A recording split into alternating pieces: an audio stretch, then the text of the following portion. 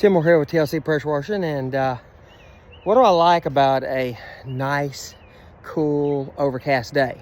Well, it's cool. And when you put chemicals down, it stays on longer. It doesn't flash dry.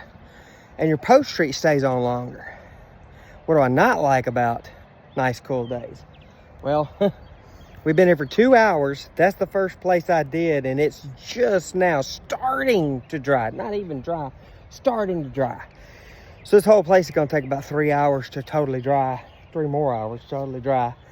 But it's a little bit more difficult for the customer to see how it's going to look and turn out when they're, it's still splotchy there because it hasn't totally 100% dried. And, it's like, okay, this little spot that's almost 100% dry, it's probably 99% dry is what it's going to turn out to be. Because it's just hard for them to visualize. But anyway, that's what we worked on today. And we worked on the front, we had moss, and we worked on the back sidewalk. Tim Moore, TLC Pressure Washing.